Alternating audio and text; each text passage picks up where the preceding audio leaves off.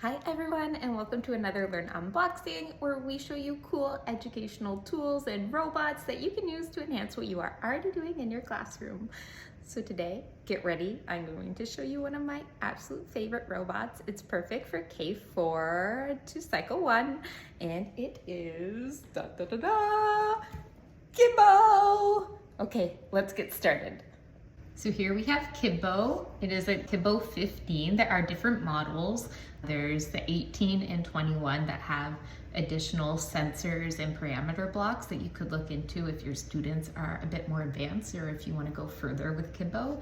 And Kibo is created by KinderLab Robotics. Kibo is not USB rechargeable. It is powered by 4 AA batteries. I have never had my batteries run out. According to their website, it lasts for about 2 months of regular classroom use. Before I even open it, I love this box. So many times robots come in cardboard boxes and I had to find a way to store them. So this is perfect already for classroom use and storage. So let's open up the box and see what we have. Okay, here I have my flathead screwdriver. This does not come with the kit. This is from my garage. I need to replace it before my husband notices, but you'll see here that you have to install the batteries with a flathead screwdriver. I have next listed the different components. We have the motors. The Model 15 comes with a sound sensor that's really fun and a light bulb for output, as we'll see.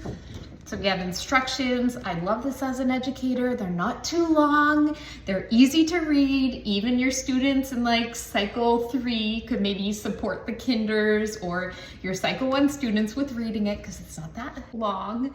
And on the back, we see some tips in troubleshooting. Again, not too long. Oh, a coupon, 20% off if you want to buy additional items. There's a marker extension, a building extension, more advanced coding blocks, and a free throw extension kit. Oh, looks so much fun. So here we see the base of Kibo. The batteries go on the back. Here we have a spot for the motors and an on sensor. What I like about Kibo is that students actually kind of get to assemble it a tiny bit. So here we have the motors. There's a green dot on the motor. To start, you can put the green dot and line it up with this little plastic circle here on the bottom. After your students have played around installing the motors correctly, you can even have them install them upside down and see what happens. It makes Kibo move in some funny ways.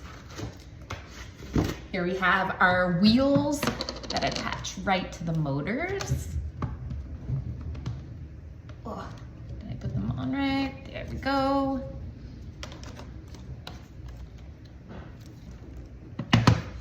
We have now our light bulb and our ear sensors, or our sound sensors. I say ear because it looks like an ear. I think it's really cute. You do want to be a bit careful just to tell students not to bend the chips inside, but they're very easy to attach. You just simply push them in on Kibo. And here we also see a pedestal that can go in the center. Ooh, next layer. Unboxing things is so fun. Okay, we have a USB cable. It plugs in here if ever we need to update any of the software, but again, it's not to charge it because it's not USB chargeable. Oh, here we have a little stand. This is really fun. We had some, what are they called? Fisher-Price characters going around on Kibo before. There's an actual stand, so you could create some art, some paper mache. There's all kinds of example activities online that you could do with this for storytelling. Really cool. I'm gonna remove the stand just for the video so that we can see the body of Kibo more clearly. And last but not least, we have our blocks, which I love the wooden blocks. So fun. For some reason, my kit has a mix of English and French. I think it's okay. We live in Quebec. And here we have some parameters. We have 2, 3, 4, and forever. Oh, I'm gonna move this over so you can see everything.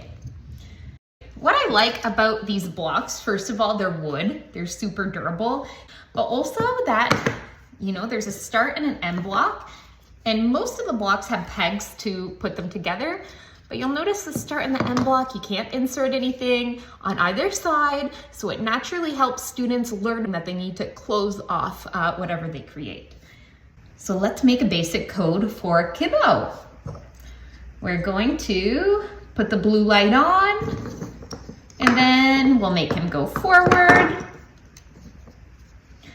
And then we'll have it end. So you'll see here in the front, when I turn him on, I'm just gonna press the little arrow in the front to turn him on. You see it flashes green and the scanner is flashing. And he reads these little barcodes, kind of like when you go shopping. I have tried scanning different ways. First thing you can do is you can hold Kibo up here. The red scanner needs to be a bit bigger than the barcode, and it will scan them. I do find that this is kind of hard when you have longer pieces of code. What I like to do with students is have them pick up Kibo like this to scan. Perfect. So now we have the code, and we're just gonna press the green button for him to do our function. Here, the blue light turn on, and he's gonna move ahead one.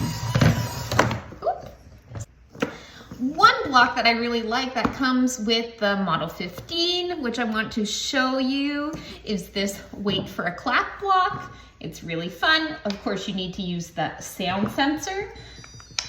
Oh, he was trying to read something. You do have to use the sound sensor, obviously, when you're using the wait for clap, because it needs to hear. So then we're gonna scan in.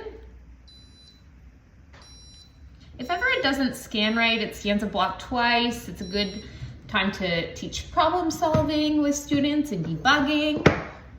Here I'm gonna press, light turns blue, I'm gonna clap, and it moves forward. I think I put one of the wheels on a little funny because he's moving wonky. And then to turn off Kibo, you do have to press the triangle button, and you do have to hold it for a bit sometimes. It will turn off automatically if you don't use it. So that is Kibo. I hope you enjoyed this video. Have fun, enjoy coding, building digital competency skills, and we'll see you in the next video.